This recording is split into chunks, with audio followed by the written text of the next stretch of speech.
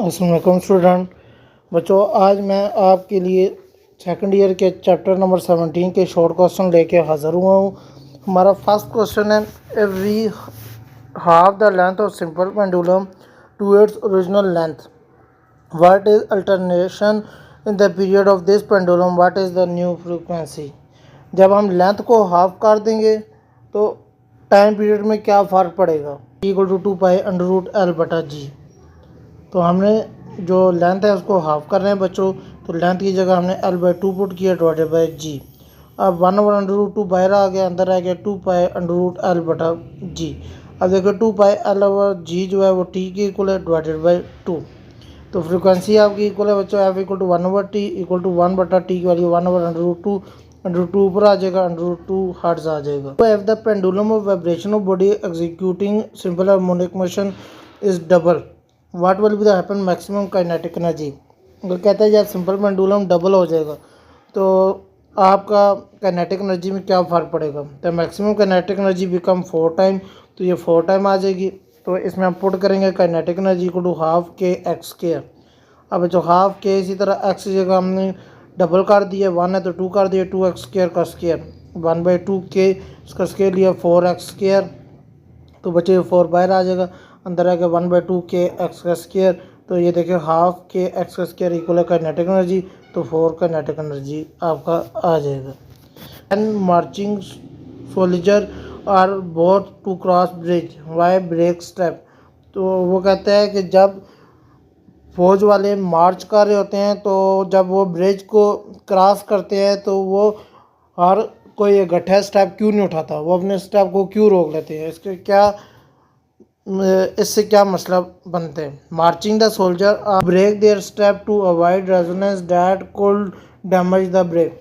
वो कहते हैं जब जो सोल्जर मार्च कर रहे होते हैं उनको रोकते हैं कि आप इकट्ठा ना मार्च करें, क्योंकि इससे रेजोनेंस पैदा होती है और रेजोनेंस की वजह से वो जो ब्रिज है वो टूट सकता है। तो इस एक्सप्लेनेशन में 3 पॉइंट हमने दिए हैं। Marching in the stem can create product force, जो मार्च करते हैं जब वो तो उससे प्रोडक्ट फोर्स बनती है। If the frequency of force in march the bridge naturally frequency leading to resonance, जो फ्रिक्वेंसी ऑफ फोर्स मार्च जब करते हैं ब्रिज में नेचुरल फ्रिक्वेंसी पैदा होना शुरू हो जाती है जिससे लीडिंग रेजोनेंस होती है। और तीसरा पॉइंट है due to resonance amplitude grow to higher bridge structure it may be collapse, तो ब्रिज का स्ट्रक्चर है वो आपस में कोलैप्स हो जाएगा।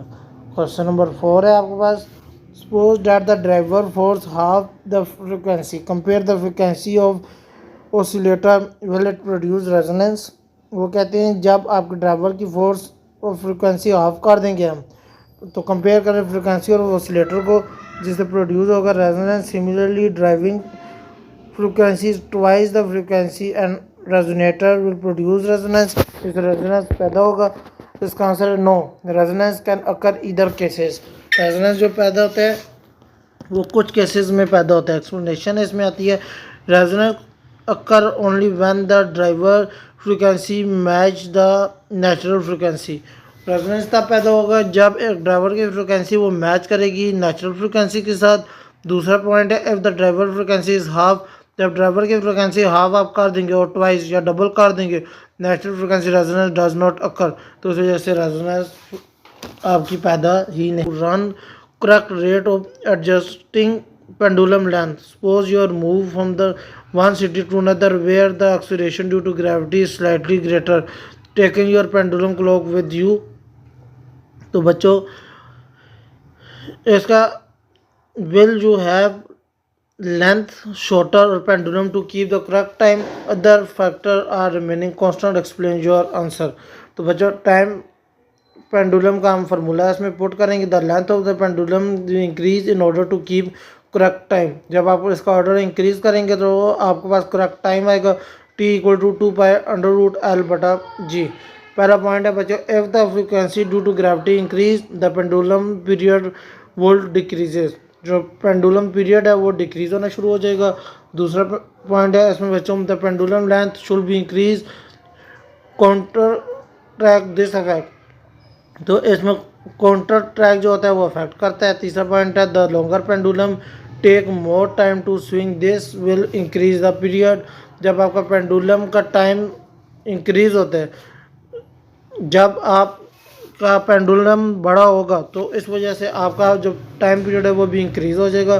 तो चौथा पॉइंट है hand to mass spring system vibrate with the simple harmonic motion if the spring constant are equal and one system is twice that of the other, this system has greater period।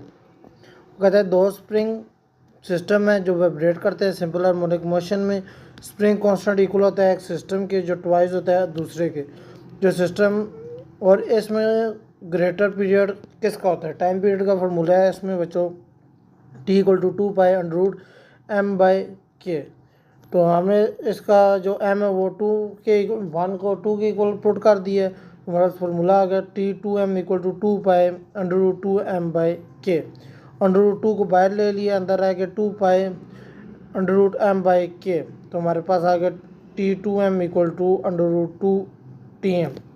This system is twice the mass has under root 2 time greater the period. Question number 7 है give some application in which resonance play an important role.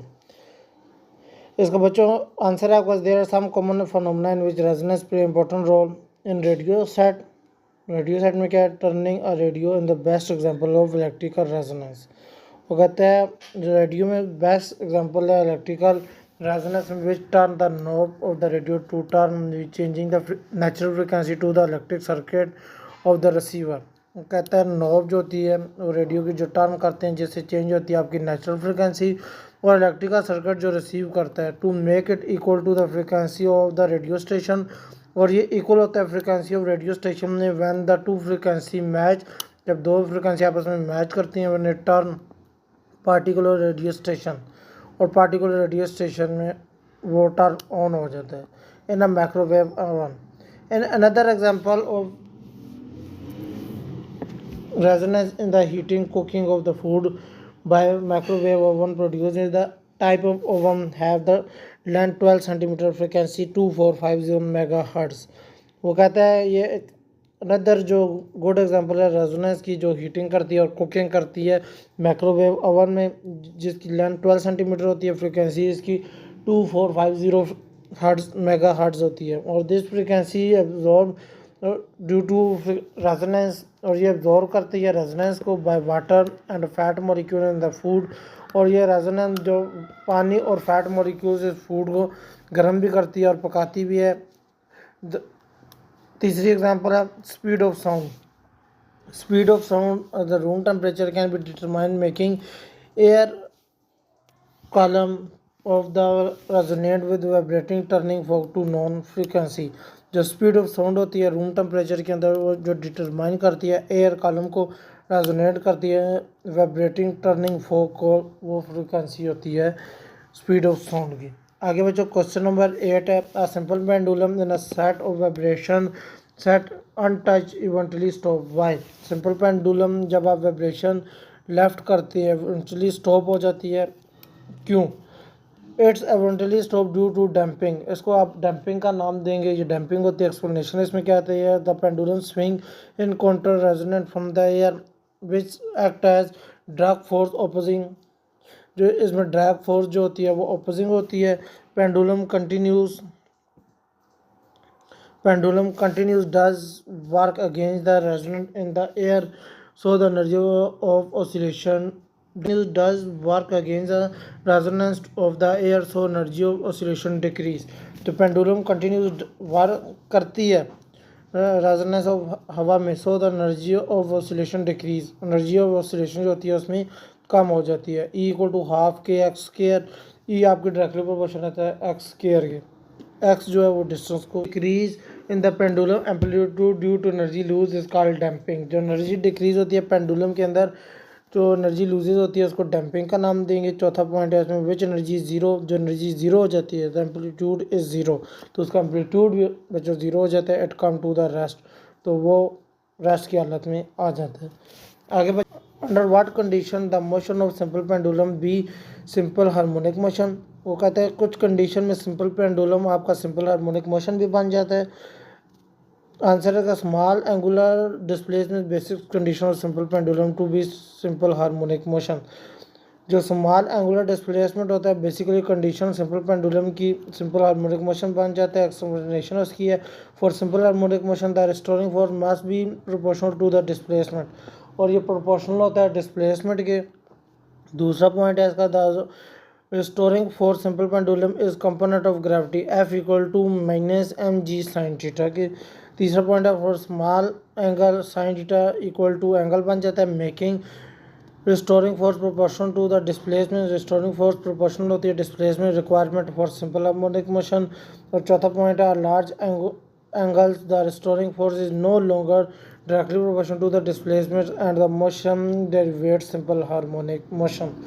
और restoring force जो इसकी है वो directly proportional होती है displacement की, और मोशन डेरिवेट्स करता है सिंपल हार्मोनिक मोशन को। क्वेश्चन नंबर 10 है बच्चों इसमें at what position in the velocity of particles executing simple harmonic motions maximum and minimum। वो कहता है सिंपल हार्मोनिक मोशन मैक्सिमम कब होता है और मिनिमम कब होता है। पहले सिंपल हार्मोनिक मोशन का फॉर्मूला लिखेंगे v equal to W under root x naught का स्क्वायर माइनस एक्स का स्क्वायर। अब बच्चों इसमें x इक्वल टू 0 पुट किया आपने, द वेलोसिटी इज ग्रेटर, तो उसकी वेलोसिटी जो है वो ग्रेटर आ जाएगी। W under root x naught का स्क्वायर माइनस एक्स का स्क्वायर तो इक्वल है डब्ल्यू एक्स नोट का स्क्वायर। इसी तरह आ गया माइनस एक्स की जगह 0 पुट कर दिया, W equal to x naught का स्क्वायर, ये आ गया डब्ल्यू डॉट एक्स नोट। ये इसका वेलोसिटी जो है वो मैक्सिमम आ गई है। अब एक्सट्रीम पोजीशन पे अब एक्स आपका इक्वल है एक्स नोट के, तो वेलोसिटी 0, उसकी वेलोसिटी पे जो 0 शो कर रही है, तो वही फार्मूला लगाया V equal to W under root x naught का स्क्वायर माइनस एक्स का square. X equal x naught के, तो एक्स नोट का स्क्वायर माइनस एक्स नोट का स्क्वायर, ये 0 हो गया, डब्ल्यू डब्ल्यू 0 से मल्टीप्लाई होकर 0 हो गए। क्वेश्चन नंबर 11 है show that the motion of projection of a body revolving in a circle describe simple harmonic motion. अब बच्चों इसमें सिमिलरली फर्स्ट पॉइंट उसने हमें दिया है consider a point P in moving circular path radius x naught xy plane at the same time and projection of P y axis undergoes oscillation along diameter of the circular path between x minus x naught and plus x naught। तो कहता है point P जो है move करता है circular path में x naught x y plane के ऊपर सेम टाइम में, एंड जो प्रोजेक्टाइल कर रहा है वाई एक्सिस में वो डायमीटर होता है सर्कुलर पाथ में माइनस एक्स नोट और प्लस एक्स नोट में। दूसरा पॉइंट है बच्चों the time period of one revolution point P circular path is equal to the time period of one circulation point P of a diameter. Time period जो एक oscillation होती है वो point P से सर्कुलर पाथ की तरफ जाती है, तो सर्कुलर पाथ इक्वल हो जाता है टाइम पीरियड की, और पॉइंट क्यू होता है वो डायमीटर की इक्वल हो जाता है। Comparing the motion N and point P is clear both identical, दोनों एक जैसे हो जाते हैं। हैंस मोशन और projection of body revolve in circular path describe simple harmonic motion, उसको आप सिंपल हार्मोनिक मोशन से डिस्क्राइब करेंगे। आगे बच्चों क्वेश्चन नंबर 12 है sketch displacement time graph to illustrate time critical and heavy damping. पहला पॉइंट है बच्चों light damping oscillation gradually decrease. दूसरा पॉइंट है बच्चों critically damping return to equilibrium without oscillating shorter time possible, और रिटर्न हो जाता है इक्विलिब्रियम में विदाउट ऑसिलेटिंग शॉर्टेस्ट टाइम में। और हैवी डैम्पिंग में स्लोली रिटर्न करता है बच्चों इक्विलिब्रियम में विदाउट ऑसिलेशन से। क्वेश्चन नंबर 13 है justify the important critical damping in a car suspension system in a prevention oscillation by returning to equilibrium quick. वो कहता है प्रिवेंट करता है ऑसिलेशन जो रिटर्न करता है इक्विलिब्रियम को बहुत जल्दी। एक्सप्लेनेशन इसकी है car suspension system eventually oscillation after a shock bringing the car back to equilibrium position to quick possible. और दूसरा पॉइंट है critical damping ensure comfort and smooth ride. Critical damping जो इंश्योर करता है कंफर्ट होता है और स्मूथ राइड पे चलता है। क्वेश्चन नंबर 14 है differentiate between free oscillation and force oscillation. Free oscillation क्या होती है? A body is said to execute free oscillation if oscillate with natural frequency without interference to external force. वो कह रहा है कि बॉडी जो सेट करती है एग्जीक्यूट करती है फ्री ऑसिलेशन में और ऑसिलेट करती है नेचुरल फ्रीक्वेंसी से इंटरफेरेंस में एक्सट्रीम पोजीशन में। फोर्स ऑसिलेशन का पहला पॉइंट है when of free oscillation system is undergoes action of critical force when is set to execute force oscillation. Example क्या है इसकी? simple pendulum vibrate freely within natural frequency when there is no external force. और force oscillation की है the vibration of a factory floor oscillation by running heavy machinery. Last question है बच्चों इसका time period simple pendulum change it mass bomb is double when change in rise in a time period mass attach spring in same is done here. तो बच्चों इसमें इस case में पहला point है हमारा the time period does not depend on the mass of bomb. जो time period होता है मास और उस पर बॉम्ब पे डिपेंड ही नहीं करता। If the mass is double, जब बॉम्ब का मास डबल करेंगे time period remain the same, तो टाइम पीरियड जो होगा वो रिमेन द सेम रहेगा। T equal to 2 pi under root L बटा जी। स्प्रिंग कांस्टेंट में ये फार्मूला बन जाता है आपका T equal to 2 pi under root M by K. अब बच्चों T dash equal to 2 pi M की जगह 2m कर दिया divided by K, under root 2 बाहर ले आए हैं, अंदर आएगा 2 pi under root M by K, तो टी डैश आपके पास आ गया under root 2 T. To the spring double the time period increase under root 2 time. मुझे उम्मीद है कि आपको इस चैप्टर के क्वेश्चन समझ आए होंगे। मिलते हैं अगली वीडियो में, तब तक के लिए अल्लाह हाफिज़।